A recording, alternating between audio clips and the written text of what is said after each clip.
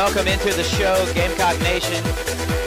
The first Carolina CrowLine of the season. We got plenty to get into, so let's get things kicked right off. You're going to hear from Coach Will Muschamp as he gave his preseason press conference previewing NC State. We're going to talk about the new faces on the field, some key injury updates, keys to the game. I'm going to get into a little bit of what I'm expecting to see or things I want to see from the Gamecock football team in the first game of the season, and we'll take a look around the opening season matchups in the SEC. Stay with us. We'll be right back. We're just getting things warmed up here on the Carolina CrowLine. Follow the show on Twitter at Carolina CrowLine. Email the show at gcsportstalk@gmail.com.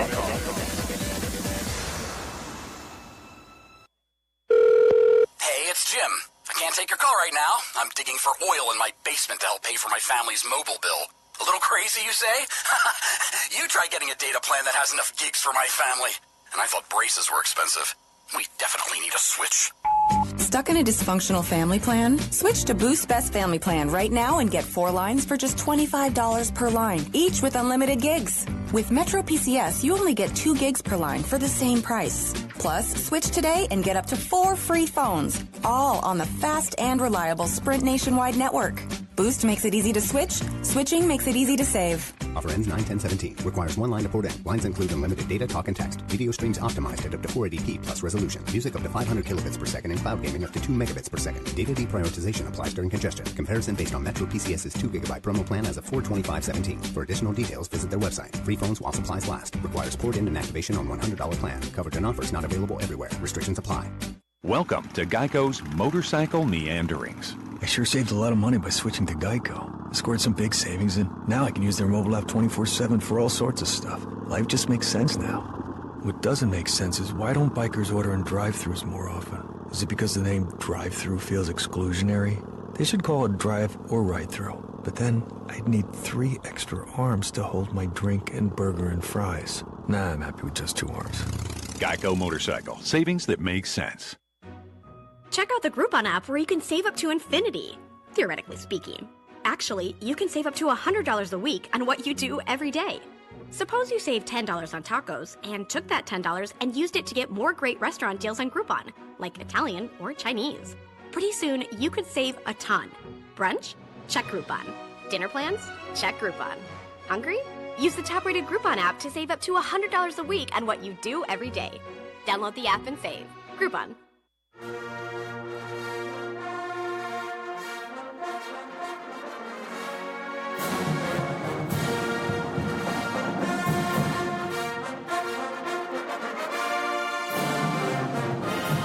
And what's up, Gamecock Nation?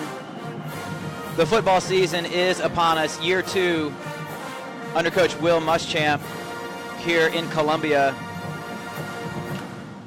And it's finally here. I'm tired. You know what? I'm tired of being productive on the weekends. I am ready for football, the NFL, for college football to be in full swing. I am ready to become completely useless on Saturday, on Sunday, on Monday night, on Thursday night. I'm ready for my inactivity to uptick as I wear a permanent spot in the couch for college football and pro football. It's finally here. Everything we've been waiting for, everything we've been reading, talking about over the summer, bantering back and forth with some of our in-state rival friends or some of our SEC rival friends. Hope springs eternal now that college football is getting underway. We have a ton to get to on the show. We're glad that you're making us a part of your evening. By the way, we're going to be coming to you on Tuesdays at 8 p.m. online, Facebook Live, which pushes to our Twitter feed. You can get us on Twitter as we stream our broadcast. You can also get us on iTunes as a podcast. Put us in your pocket, take us with you, so you can make us a part of your week when it is possible, when you're out walking the dog or working around the house or popping in your headphones when you're at work and trying to get into that workflow. Put on the Carolina CrowLine. Email the show. It's tyler@crmsports.com. You can see that email address right there at the bottom of our screen. If you're watching us online, hit us up on Twitter at Carolina CrowLine. Of course, you can reach us on Facebook as well. Email us your comments, thoughts, questions. If you can't get us as a podcast, you can also download the Gamecock Sports Radio app Right there on your iPhone, you will see the Carolina CrowLine podcast, as well as a handful of other Gamecock-related podcasts that you can listen to as they're pushed out throughout the week. So a lot of ways that you can make the Carolina CrowLine a part of your life. And if you're listening to me right now, you definitely make the Gamecocks a part of your life. So let's get straight to it. Year 2 in Will Muschamp's, second act as head coach, trying to prove himself in the head coaching ranks. Last year, 6-7 with an overtime loss to South Florida in the bowl game, a team that was in transition as their head coach was making his way to become the head coach of Oregon. Charlie Strong had left Texas, and he was on his way to Tampa to take over the South Florida Bowl program. A little bit disappointing, but a lot to like. While still a loss, a lot to be positive and optimistic about. We continue to see the maturation of Jake Bentley at quarterback. He's played in a handful of games now in the second half of the season. Now we're ready for him to see what he can do with an entire season as the leading weapon in the Gamecock offense, getting a lot of love in the offseason from a lot of the SEC pundits on the SEC network, a lot of the college football pundits, some saying that they believe Jake Bentley has future pro potential, which I think we all can pretty much agree on that, but also has the possibility of being, if not the best quarterback in the SEC this year, one of the best quarterbacks in the SEC, if not one of the best quarterbacks in college football. And that's getting a little bit ahead of ourselves, of course, without a down of football having been played yet. But that's the kind of capability, the kind of weapons that he has around him. And we'll get into this a little bit later in the program. I want to be talking about the things that I need to see from this Gamecock football team in year 2 under Will Muschamp. When you take a look at the schedule, overall, in general, November is going to be the very toughest part of the schedule in my mind. But, of course, the Bullets are going to be live and flying starting game 1. September, I think, is going to be a critical month when you take a look at the schedule. You're up in Charlotte against an NC State team that a lot of people are picking to be an 8 to possibly 10-win team, depending on how their offense shakes out. And we'll talk about the Wolfpack team a little bit later in the program as well. And one of the problems for them last season being consistency. But you go against an ACC former conference rival in NC State, and then, boom, SEC play starts for the Gamecocks on the road to Missouri. And a lot of people don't know this. Missouri sneaky good on offense last year. The leading offensive attack in the SEC last year looked no further than the Missouri Tigers. That's going to be an issue because it's going to be on the road. And the Gamecocks last year, especially if you want to think about after Jake Bentley took over, were not an effective team on the road. You talk about road games against the Gators and the Clemson Tigers are what specifically jump out in my mind, inept offensively on the road. So that's going to be, even though a lot of people, I'm sure, probably have that circled as a win, don't sleep on the Missouri Tigers, especially in the second game of the season on the road. And then you come home and you take on a Kentucky team that has beat you 3 years in a row in the home opener on September 16th. Those 3 games, I think, are going to say a lot about the path of the Gamecocks for this 2017 season. You go 1-2 there, 0-3, dare I even say. Then you look at November, where you're talking Georgia, you're talking Florida, you're talking Clemson in a 4-week span to shut down the season. You trip up at the beginning of the season, things could take a terrible turn for the Gamecocks in terms of overall wins in Will Muschamp's second year as the head man here in Columbia. Now, I expect the Gamecocks to be a much better football team overall, but I don't think it's necessarily going to show in the record for South Carolina. So we'll talk about their strengths, talk about some of the things I'm still waiting on seeing for South Carolina, if they're really going to push for that 6-7. A lot of people even, I've heard South Carolina saying that it's possible for South Carolina to make it to 8 wins. If that's going to happen for the Gamecocks this year, there are going to be certain things that need to happen on the field, and I'll talk about those a little bit later in the program as well. Looking at the depth chart that was released at the beginning of the week, there are definitely some new faces you should expect to see in a Gamecock uniform this year. Offensively, Tyson Williams sat out last year as a transfer from Chapel Hill. coming back home to South Carolina where he played his high school football. Very excited about this guy. Rico Dowdle is going to get the start in Charlotte this Saturday, but Tyson Williams, the staff is very excited about him. You'll hear Coach Will Muschamp talk about him a little bit later in the program. This is a guy that's really going to push Dowdle for playing time, and the coaches love his ability, love his toughness. We saw just a sample of what his ability is, having a very successful spring game. So that's a guy that while he may not start the game, he's going to get his fair share of carries opening game. Also, Shi Smith, true freshman out of Union High School. He's going to be your starter in the slot. This is a guy that's come in preseason camp and really wowed the coaches, showed a lot of ability this preseason, and he's already worked his way into a starting position. Now, we know that South Carolina runs a lot of two tight end sets with two receivers on the field, a lot of 21 and 22 personnel. So you're not going to see three wide a lot, but when you do, expect to see Shi Smith. He's a guy that has really electrified the coaches with a lot of his playmaking ability. Not a tall guy, not an Alshon Jeffrey. Think more of a Bruce Ellington with a little bit more athleticism and slightly better hands. That's the kind of guy that Shi Smith is in the slot. Also, Jamias Williams, speaking of talented true freshmen, he's going to be your nickel defensive back starting for the defense this Saturday for the Gamecocks. This is a guy who was the highest rated recruit for the Gamecocks this past spring, coming in right away out of Georgia. He was a guy who did the whole, I'm going to commit, I'm going to have a ceremony with my commitment, and then right before signing day, I'm going to have another ceremony to announce my commitment again, or I might switch my commitment to the Bulldogs. He was down to UGA and South Carolina in the end. He decided to stick with his commitment. This is a big-time prospect. While not a super tall guy, this is a guy that has tons of talent, tons of ball skills, able to get up there and defend, and really has a nose for the football and likes to hit people. So he's going to be a guy that's definitely going to be starting in the nickel position for the defense this Saturday. So those are three names you should expect to see. We're going to head out to our first break. We'll be right back. Stay with us. You're listening to the Carolina CrowLine.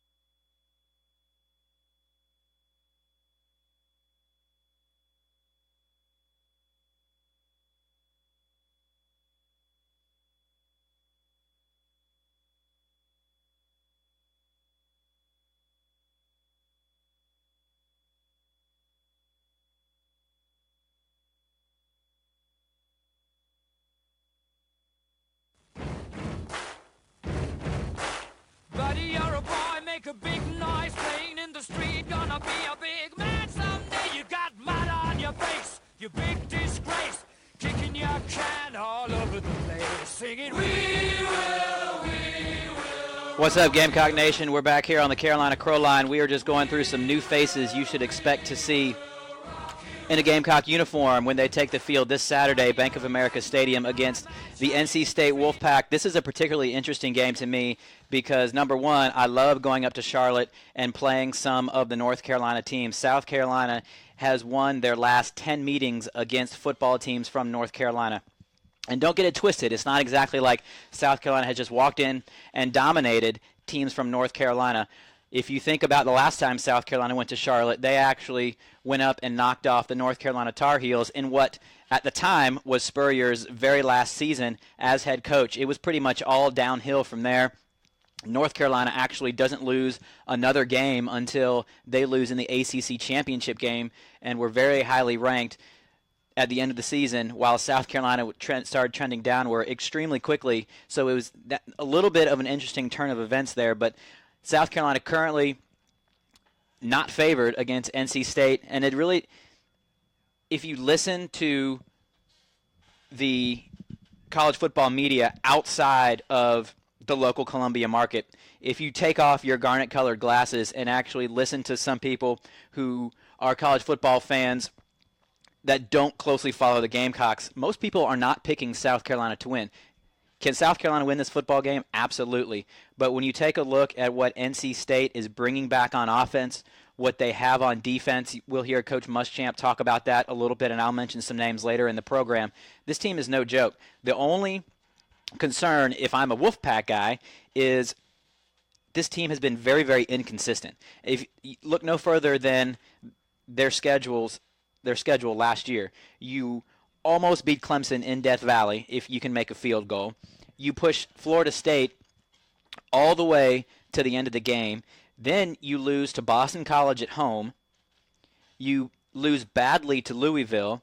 You lose to ECU. Then you turn around and beat UNC on the road in Chapel Hill to get bowl eligible, and you smack around Vanderbilt in the bowl game. So kind of a schizophrenic team in the NC State Wolfpack. If they can be consistently good, I say watch out for this team. Now, if they're not sure and can't get out of their own way and they're not sure the kind of team they want to be, then I think that opens the door for South Carolina to be successful in this football game. Let's toss it out to Coach Will Muschamp and let you hear some of his thoughts as he opens up the season with his first press conference previewing NC State. Everybody knows that North Carolina State on Saturday, 3:05 kick, possible 5-minute slide for TD. With that, second year, Coach Will Muschamp. How y'all doing? Great. We're looking forward to the Belk College kickoff and Saturday afternoon at 3 o'clock in Charlotte at Bank of America Stadium, home of the Panthers. And I know our guys are excited about playing a very good veteran NC State football team. You got 18 returning starters, 8 senior starters on defense, 6 of them in the front 7. Very efficient, experienced quarterback in Ryan Finley, a guy that does an outstanding job with our offense. 89 starts back up front in the offensive line, and 2 dynamic playmakers in Jalen Samuels and Naheem Hines, who's also a returner as well, and a guy that they'll move both of those guys around a bunch. But the strength of their football team is in their front 4, and those guys are extremely talented. And Chubb and Street and Hill and Jones, they're really good football players. So we need to play well. And again, I think we've had a good camp, but talk's cheap. You got to go play on Saturday afternoon and play well, and that's what we plan on doing. Injury-wise, the only 2 guys that would have probably contributed to our team that won't play is Rendricus Davis and Taven Jackson. Stephen Montack, I think, is going to be available. He'll practice tomorrow. He ran around and looked good today, so I think Stephen's going to be back up for the game, which is good, especially as thin as we are in the secondary. And I'll open it up for any questions. Raise your hand. We'll get a microphone to you. David with the first one. Well, you mentioned that the guys that, championship teams that you've been on in the past, the guys liked camp and others didn't. How was this camp compared to some? Well, our guys embraced it. I don't know that we walked out of any practice or meeting and didn't feel good about making some positive progress. But again, you got to do it on game day. But this is. I told one of the staff members walking back from practice, it's been a fun group to be around as far as how they've gone about their business and practice the right way and approach things the right way, and so it's been fun. Gino? Hey, Will, if you could just say one thing that most concerns you going into Saturday. How much time you got? As much as you want. Well, I think that anytime there's going to be some newcomers defensively. They're going to be playing some critical snaps for us, and how they're going to respond, you never know. I think there's a lot of knowns offensively. I think we've made improvements in our offensive line. They got to block a very good front. We'll find out how far we've come Saturday. That's the bottom line, and we got new specialists across the board. So just to quickly broad stroke it, I can tell you those are some areas of concern for me. Let's go to the back of the room. Is that Greg?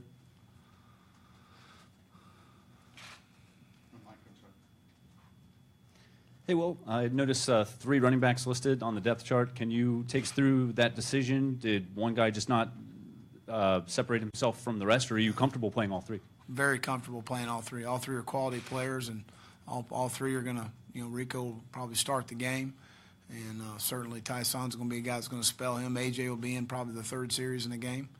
We're still going to work through kind of the rotation of things we need to do, but whoever's got the hot hand is going to carry us. But all 3 guys deserve to play. All 3 guys deserve to start, to be honest with you. And we're going to find times to maybe possibly get 2 of them on the field together. So But all of them deserve to play and deserve to start. Well, I know you've had some concerns of depth at linebacker.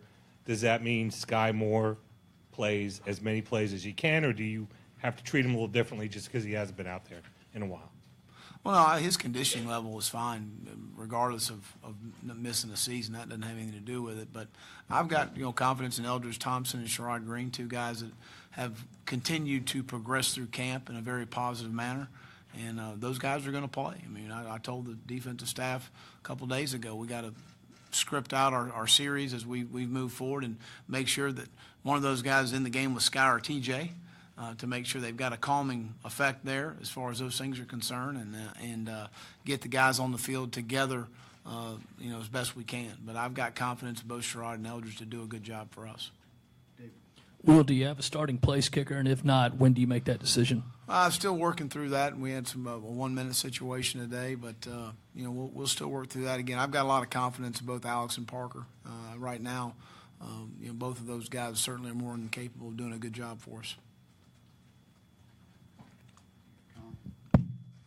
Coach, what do you see from Keyshawn Nixon over the course of camp? I saw he was listed on the 2 deep, and how important is his role going to be come Saturday with some guys out in the secondary? Well, Keyshawn's a good football player. I think that it's been very difficult on him coming in here right when camp was starting. He had no summer, he had no spring to really go through and learn a lot of the stuff we do. We put a lot on our safeties, and he's learning that right now, and he's going through that process. He's going to be a very big asset to our football team this year, and I certainly is a guy that's going to prepare the right way to play well if he's given the opportunity against NC State.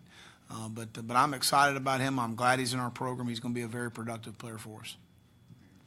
All right, so there's a little bit from Coach Will Muschamp talking about the specialists. We'll get into that in just a few minutes, talking about some of those new faces we talked about, namely Tyson Williams and the starter at running back.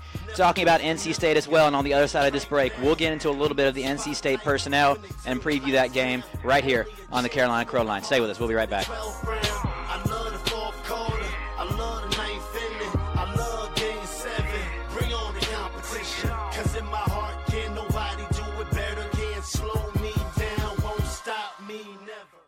Blue Star medicated ointment works fast to relieve the pain and itch of almost any skin irritation. It's amazing. It's like as soon as you put it on, you can feel it working. We've had Blue Star in the family for years. It works on everything. I love the cooling sensation on my athlete's foot. What a relief for my eczema. Nothing worked on my dry, cracked skin until I tried Blue Star. Blue Star is great for scalp itch. Look for the white box with the Blue Star in the first aid section. Feel Blue Star work fast, or your money back. Allergy sufferers, my name's Nigel, and as a well-educated owl, I know the difference between what's wise and unwise. Texting after 3 glasses of Merlot? Unwise. Using new Zysol for 24-hour relief of your allergy symptoms? Quite wise. Because Zysol is just as effective at hour 24 as it is at hour 1, relieving your symptoms for a better night's sleep and a more productive day. So for continuous 24-hour allergy relief, don't be unwise. Be wise all. Take new Zysol. Use as directed. Hey, it's Jim. I can't take your call right now. I'm digging for oil in my basement to help pay for my family's mobile bill. A little crazy, you say? You try getting a data plan that has enough gigs for my family. And I thought braces were expensive. We definitely need a switch.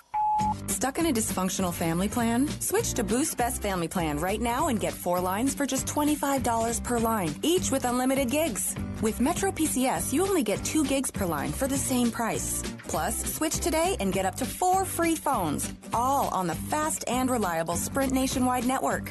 Boost makes it easy to switch. Switching makes it easy to save. Offer ends 9/10/17. Requires 1 line to port in. Lines include unlimited data, talk, and text. Video streams optimized at up to 480p plus resolution. Music up to 500 kilobits per second and cloud gaming up to 2 megabits per second. Data deprioritization applies during congestion. Comparison based on Metro PCS's 2 gigabyte promo plan as of 4/25/17. For additional details, visit their website. Free phones while supplies last. Requires port in and activation on $100 plan. Coverage and offers not available everywhere. Restrictions apply.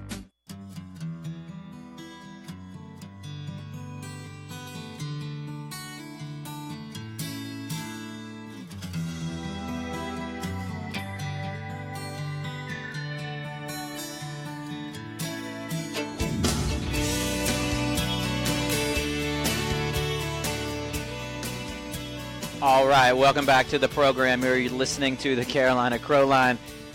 Tyler at crmsports.com is the email address. I'm the host of the show, Tyler Garrett, coming to you from the CRM Sports Studios in Columbia, South Carolina, ready to get the 2017 season kicked off. Hit us up on Twitter at Carolina CrowLine.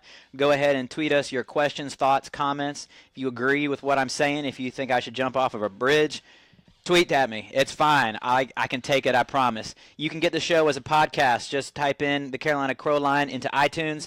Schedule that. Subscribe. Schedule that to get your automatic alerts when the podcast becomes available, usually on Wednesdays. You can download the Gamecock Sports Radio app straight to your phone, your tablet. Take us with you all week long. You can get a handful of other Gamecock-related podcasts courtesy of V Sporto. A lot of different ways. Hit us up on Facebook as well. Like our page. Leave a comment. Post articles. It's all good if it's about Gamecock sports. Obviously, the focus right now is Gamecock football. We just heard from Coach Will Muschamp talking about some of his concerns going into the season, which dovetails perfectly into the things that your faithful host here needs to see from this football team in the 2017 season. So I'll just go ahead and jump right in. The number one thing I want to see out of the Gamecocks, and it doesn't necessarily have to be in Game 1, but if these guys are going to have what many in Gamecock Nation consider a successful season, these things, in my mind, are going to have to happen. I want to see Jake Bentley take the next step, and I alluded to this a little bit earlier in the show, particularly with his performances on the road. Now, we can't pin it all on Jake Bentley. We can't pin all of Clemson on Jake Bentley. We can't pin all of Florida on Jake Bentley or South Florida, but there are definitely some moments in those games where I think he flinched under the pressure a little bit, and that's a natural thing to happen when you're a true freshman quarterback. If you watched one game on television that Jake Bentley played in, every single broadcast crew that was calling those games talked about how Jake Bentley was supposed to be a senior in Opelika High School out in Alabama, but he graduated a year early and this, that, and the other. So we weren't expecting the second coming of Joe Namath in his freshman year, but some things definitely need to improve. And there was one sort of interesting nugget of information I came across during the summer, and this is one of the differences between philosophies among offensive line coaches. Sean Elliott, when he was the offensive line coach, the offensive lineman, the center, was expected to call the protections for the offense once they approached the line of scrimmage. Under Eric Wolford, the quarterback is expected to make the checks and call the protections at the line of scrimmage. And that can be a very big difference when you're a true freshman. In Kurt Roper's offense, I guess I should say, the quarterback is expected to make the checks and the protections for the offensive lineman. If you're a true freshman, your head is swimming probably badly enough. And that's one of the last things on your mind, and it's probably easy to get wrong, especially if you are looking at a defense that's disguising their blitzes, using a little bit of misdirection, trying to cover up their overloads to one side of the offensive line or another. It's going to be hard for you to pick up on. So that's one of those things that I'm looking for, is for Jake Bentley to take that next step. A lot of bad sacks last year. Some of that was on him.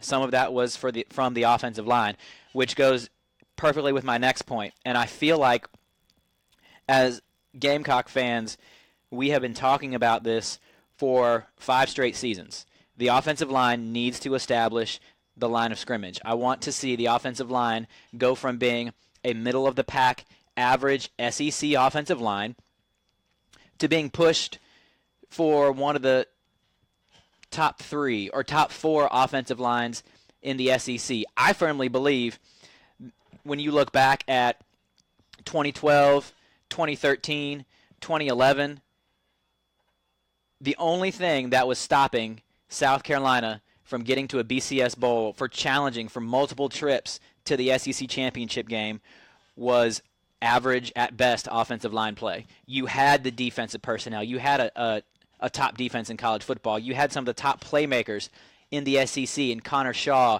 Ace Sanders, Alshon Jeffrey, Bruce Ellington, Rory Anderson. The list goes on and on and on. You had those guys in place offensively. The only thing in my mind that was holding back South Carolina in those 11-win seasons and keeping them from pushing for SEC championships was average offensive line play. So hopefully, now that Eric Wolford has made his return to Columbia, we'll see that offensive line play ratchet up just a couple of notches. The other thing, defensively, switching to the other side of the ball, this is not a surprise. I'm sure if you followed Gamecock football in any way, shape, or form, you feel this exact same way. Who is going to rush the passer for the Gamecocks in 2017? South Carolina could not consistently get pressure with 4 down linemen. They had some flashes. They had some good moments. Darius English was good at rushing the passer occasionally, but nobody consistently could get into the backfield last year, no matter whether it was rushing with 4 down or bringing a blitz with some blitzing linebackers. Nobody could get there on a consistent basis, game in, game out. Part of that could be the return of Sky Moore this year for 2017, the development of the defensive line in year 2 under Coach Muschamp and T-Rob's defense, but somebody has got to step up to be that consistent name that can be called upon to get pressure on the quarterback, especially when you're playing a team like NC State with a veteran quarterback who knows how to push the ball down the field. Also, speaking of Sky Moore has had a very, very long layoff. You heard in the press conference on the other side, on the front side of the break that we just came back from, Will Muschamp is very confident in Sky Moore and his abilities to step right back in and be the old Sky Moore that we're used to seeing in 2015. I'm not so sure. We'll just have to wait and see. We won't really know until the game has been kicked off and the bullets are live, so to speak, if Sky Moore is going to be the same old guy. And I think another thing to consider is the last time Sky Moore played football, none of these coaches were on the sideline. So how are they going to use him and maximize his talent on the football field come Saturday? And perhaps one of the most overlooked and one of the most important aspects of this 2017 season is the specialists. Just ask NC State, if you watched that game against Clemson in Death Valley last year, who's going to be the guy to replace the all-time leading scorer in Gamecock football history, which is Elliott Fry? Is it going to be Parker White? Is it going to be Alex Wozniak? The competition has gone back and forth. From what I've been hearing out of preseason camp, both of these guys have very strong legs and are capable of making all the kicks. The problem has been for both these guys is just consistency. Neither one of these guys has particularly been able to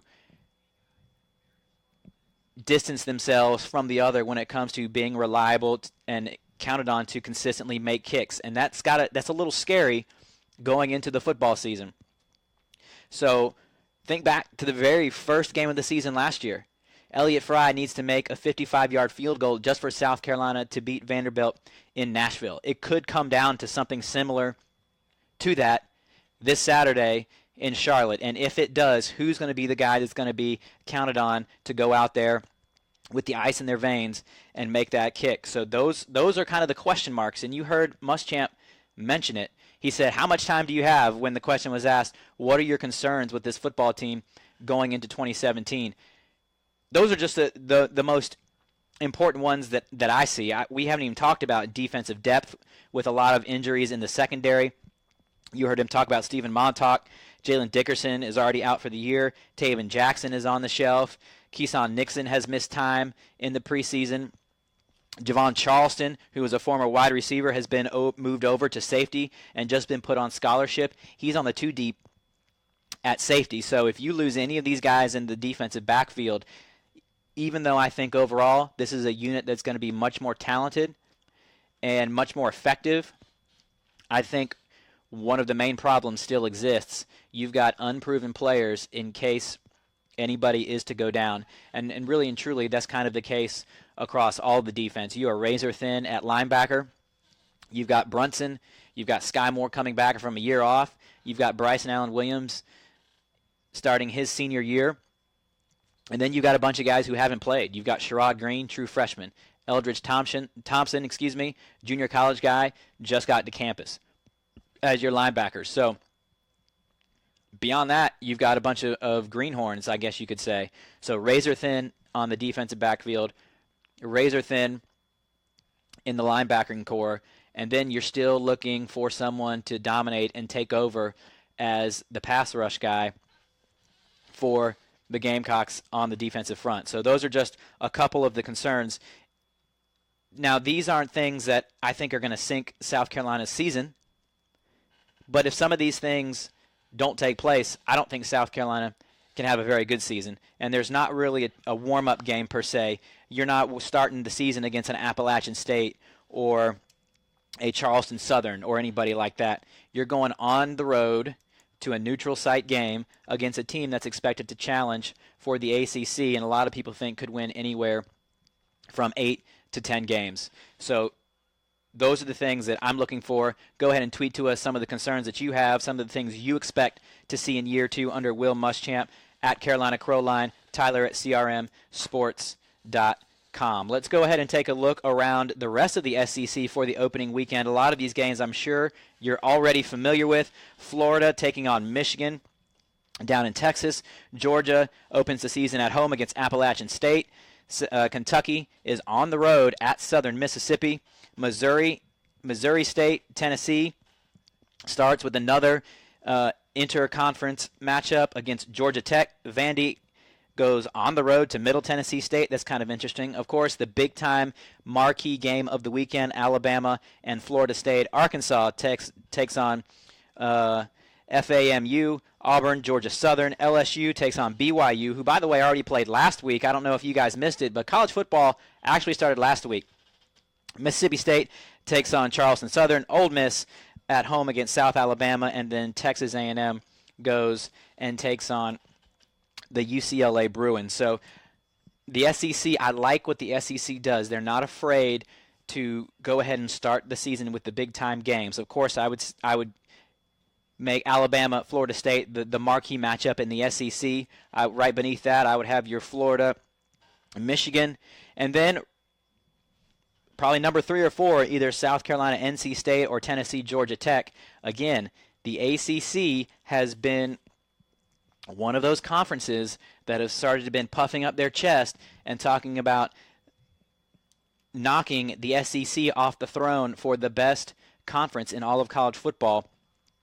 South Carolina did not help the SEC's case last year, getting beaten down by Clemson up in Death Valley. So you've got these SEC-ACC matchups. And don't forget, Week 2, Clemson again takes on the SEC as Auburn goes up to Death Valley to take on the Clemson Tigers. So a lot of quality football to watch. It's just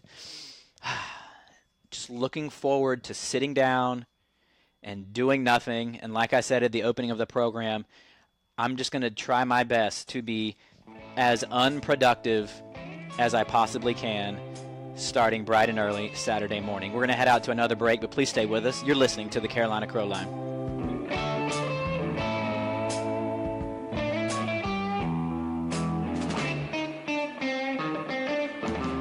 If there's any thought that I think of me for a little support, at a time of need, it'll be enough. Not a chance.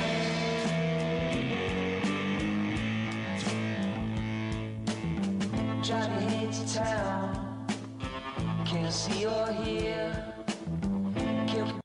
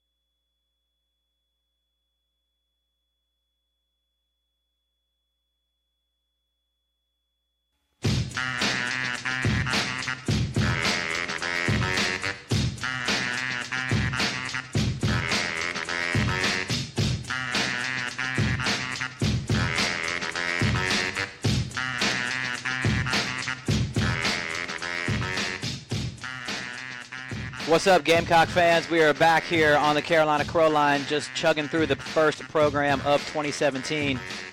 and it's nice to be back in the chair for another season of the Carolina CrowLine here on the CRM Sports Studios in Columbia, South Carolina. And I mentioned this at the top of the program. This very first game of the season is a little bit interesting for me because I guess you could call it a house divided, so to speak. I guess not really divided because it's me, the Gamecock alumni, and a bunch of family members who went to a school that I don't really care about. It's not really a house divided per se. The old man went to NC State. I had uncles go to NC State, so a lot on my dad's side. So my parents grew up in the Raleigh area. My grandparents still live in the Raleigh area to this very day. Not very far from the campus of NC State, as a matter of fact. So I've got a lot of, I don't know. I don't even know what their official color is. Does it have like a clever name like garnet and black? Is it? I think it's just red and white of the Wolfpack.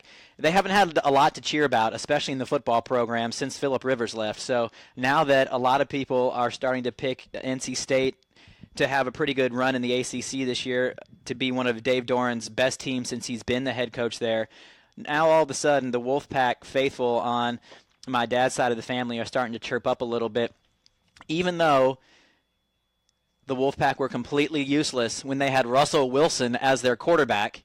That's right, Super Bowl winning Russell Wilson was their quarterback, and they couldn't do diddly squat against the Gamecocks up in Raleigh or here in Columbia when South Carolina didn't really even have a very good football team. By the way, that's when South Carolina started Tommy Beecher. That's right. I'll say it again. South Carolina started Tommy Beecher, who proceeded to throw 4 interceptions in the first 3 quarters of the football game, got his bell rung when he decided to scramble out of the pocket, and then took himself out of the football game. He said, "I'm not going back in there." And they put Chris Smelling in, and they proceeded to win. I think it was 34-0 here in Columbia, a much more low-scoring game in 2008, I believe it was, up in Raleigh. Couldn't do anything when you had Russell Wilson. But apparently you're going to do something now, and one of the reasons why Wolfpack fans have a right to be excited is because of their defense. You heard Will Muschamp talk about it at the top of his press conference. By the way, South Carolina currently sits as a 5-point dog to the Wolfpack of NC State, and it's easy to start with the defensive line when you take a look up and down. This is a big defensive line. You're talking about Kentavious Street, 6'2", 287. He's a senior. You're talking about Bradley Chubb, 6'4", 275 as a senior. Those are your 2 rush ends. And then you've got your 1 technique in B.J. Hill, who's 6'4", 315, and your 3 technique, who is tackle Justin Jones, nose tackle, 6'2", 312 pounds. All 4 of those guys are seniors. All 4 of those guys are NFL draft picks. Make no mistake about it. These aren't guys that are necessarily all going to go in the first round, but these are guys whose names are going to be called in the NFL draft next spring. There's no doubt about that. This is one of the premier defensive lines, not only in the ACC, but in all of college football, because a lot of people believe, and I happen to be one of those people, Clemson probably has the best defensive line in all of the ACC and is good for, I would say, probably top 2 preseason defensive line in all of college football. NC State, in my opinion, is definitely a top 5 defensive line, possibly outside of Clemson, the best defensive line that South Carolina is going to see all season long. So it starts right there. One of the keys to the game, South Carolina's offensive line under first-year coach here in Columbia making his return, not a first-year coach coaching offensive line, Eric Wolford, who just came back down from the NFL where he was an offensive line coach for the 49ers. He has made his return, and I've said it 2 or 3 times already during this program. The turnover, the progress, the improvement, that needs to be on display game 1. Also, the line of scrimmage, and this is going to be a running theme this year. If you just take a look at NC State's starting offensive line, you've got juniors and seniors up and down the board, and these are some big boys. Right tackle, 6'6", 322-pound Will Richardson. Left tackle, 6'3", 300-pound Tyler Jones is your left tackle. He's a redshirt junior. These guys are no joke. They're a very aggressive, physical offensive line, and the running game was one thing they excelled at last year. You guys know Ryan Finley, he's the graduate transfer from Boise State, 6'4", 210 pounds. He's a guy that knows how to push the football down the field. He's not somebody who's a burner like a Connor Shaw who can move around outside of the pocket and make throws on the run, but this is a guy that's not going to get rattled very easily. He's been through the battles. He has the experience. This is a guy that South Carolina is going to need to find ways to put pressure on, because if he starts to think he's hearing footsteps, then you start to put some pressure on him. You start to get some panic in that quarterback play, and then you fall right into the hands of a guy like Sky Moore, who likes to play that robber position and just sit in the middle of the field and read the quarterback's eyes and make his interceptions. By the way, Sky Moore, I think he's just 3 interceptions away from having the all-time career lead in interceptions for a linebacker for the Gamecocks. In terms of their skill position players, Nyheim Hines, this is a guy who is sort of like a Deebo Samuel. He's a guy who they play all over the field. He'll play running back. He'll be a jet sweep guy. He can be a wildcat guy. He's a kick returner. He ran a big kickback against Vanderbilt last year, and he can play in the slot. So this is a guy that they will try and create mismatches with, if I can spit it out, all up and down the line of scrimmage. So that's a guy definitely you have to watch out for. Number 7, you lose. I'm trying here, guys. They lose their leading rusher from last year. They slide Hines over to the running back position, but he's not a pure running back. They will put him all over the field. One area where I think South Carolina could definitely take advantage of is the defensive backfield, the secondary for NC State. A lot of injuries. They just lost their top defensive back. Nick McLeod is a kid out of South Point High School in Rock Hill, is a guy who's making his first start at corner. He's a guy that's actually probably better suited to be a safety. Jonathan Alston, their opposite starting corner, is a guy they redshirted last year because he came in as a 4-star wide receiver and moved him over to the defensive back position. So there is not a lot of proven depth, not a lot of proven experience for the Wolfpack in the defensive backfield. If you can get Deebo Samuel on an island, you can get Shi Smith on an island. I like those chances a lot. Hayden Hurst over the middle. I think there are a lot of opportunities to be had for the Gamecocks offensively. But again, that's provided that they can keep Jake Bentley upright and not scrambling around for his life as a result of that premium backfield. If NC State can get pressure with 4 down, it's going to be very hard for South Carolina to be effective offensively. We're going to head out to our last break of the show. Stay with us. We'll be right back. We'll talk score predictions right here on the Carolina CrowLine. Stay with us. Up his cane. All I wanna do is put a drink in my hand.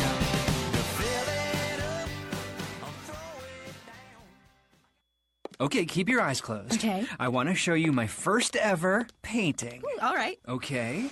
Open your eyes. Oh, that's a lot of colors and shapes. So be honest. What do you think? Well, I like how if you switch to Geico, you could save hundreds of dollars on car insurance. Oh, yeah, that's true. Yeah. Here, why don't I hold your paintbrush while you call them? Geico, because saving 15% or more on car insurance is always a great answer. Hey, it's Jim. I can't take your call right now. I'm digging for oil in my basement to help pay for my family's mobile bill. A little crazy, you say? You try getting a data plan that has enough gigs for my family.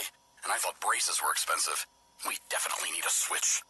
Stuck in a dysfunctional family plan? Switch to Boost Best Family Plan right now and get 4 lines for just $25 per line, each with unlimited gigs. With Metro PCS, you only get 2 gigs per line for the same price. Plus, switch today and get up to 4 free phones, all on the fast and reliable Sprint nationwide network.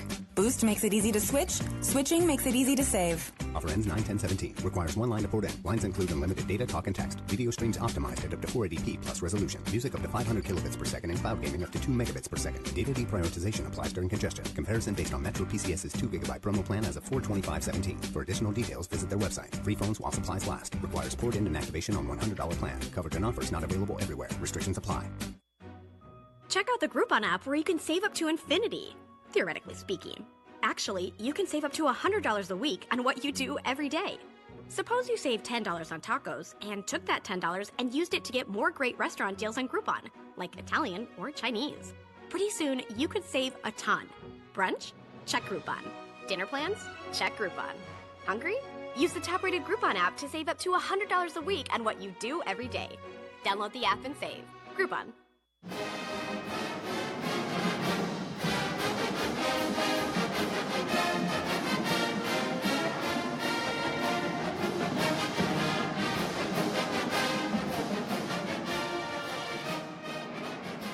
What up? We're back here for the final segment of the program, the 2-minute drills, we like to call it here on the Carolina CrowLine. Your last chance to tweet to us at Carolina CrowLine. Email the show, tyler@crmsports.com. By the way, if you can't watch us live on our Facebook page, the webcasts stay on the Facebook page all week long, so you can go ahead and check those out anytime during the week. And if you decide to leave a comment beneath the webcast or a question, those still pop up and I still get those alerts, so we can keep the conversation going all week long, during the game, immediately after the game, following. If you've got anything you would like to react to after the game is over, keep me in the loop and we can go ahead and address those and talk about those, whether we're on the air or off the air as well, so we can keep that dialogue going with Gamecock Nation out there. Now let's talk about what is actually going to happen this Saturday. I mentioned it a little bit on the front side of the break there, and I think two things have to happen. And I feel like this has been a broken record for South Carolina football in the past couple of years. And I don't think there's any denying two of the most glaring weaknesses for this football team has been along the lines of scrimmage. So until those two things improve, those are going to be one of the two major differences in the football game. Number one, you're facing one of the most talented defensive fronts that you're going to see all season long. It's going to be imperative for the offensive line to give Jake Bentley time to operate downfield. It's going to be imperative for the offensive line to open up some holes for the running backs, especially if the passing game is struggling, because you're going to need to use the run to set up the pass to try and get those linebackers further away from the line of scrimmage. On the flip side of that, you have a veteran group for the Wolfpack along the offensive line. You have an effective quarterback. You have home run threats for the Wolfpack at the skill positions. If South Carolina cannot find a way to get pressure on passing downs or to create pressure on early downs to keep the Wolfpack behind the chains where they can get into predictable passing situations, this could be a long afternoon for the Gamecocks. The weather currently, I know we're still a couple days out, but the weather currently looks like it might be a little messy up in Charlotte on Saturday. I actually tend to think that favors South Carolina if it sort of becomes more of a grinded-out, horizontal passing game, kind of make a man miss and get down the field. Or you've got two running backs that know how to pound the football in Rico Dowdle and Tyson Williams are going to be kind of your road grading, grinded out between the tackle running backs. I like them if that weather starts to turn messy. But again, this game, particularly the first game of the season, is going to be decided along the line of scrimmage. I don't particularly think there's an advantage or disadvantage playing up in Charlotte. I know Gamecock Nation is going to turn out. I know that the Wolfpack fan base is energized and ready for what many on their side believes is going to be a very successful season, but I don't think it's going to be overwhelming numbers in one way or the other. I think Hayden Hurst has the potential to have a great game, especially down the field. He's going to be a guy that they try to utilize effectively in that passing game, which is going to, again, help loosen up that defense and just keep them from bearing down on the quarterback. If South Carolina can keep NC State behind the chains in some predictable passing situations, I think that plays perfectly into the hands of the linebacking core. That plays perfectly into the hands of our secondary. I would prefer this game not come down to a kick, simply because if the weather is messy and you're trying to break in brand new kickers, I really don't like that combination. However, I think that South Carolina is going to come in and win this ball game. 21-20 is my score prediction. I like it to be kind of a low-scoring, sort of a grinded-out affair. I don't think it's going to be one of those high-scoring aerial attacks. 21-20, mark it down. Dad, everybody else on my side of the family, mark it down. You can rub it in my face later if things turn horrible. We'll be back next Tuesday, 8 p.m. This is the Carolina CrowLine. Thanks for being with us.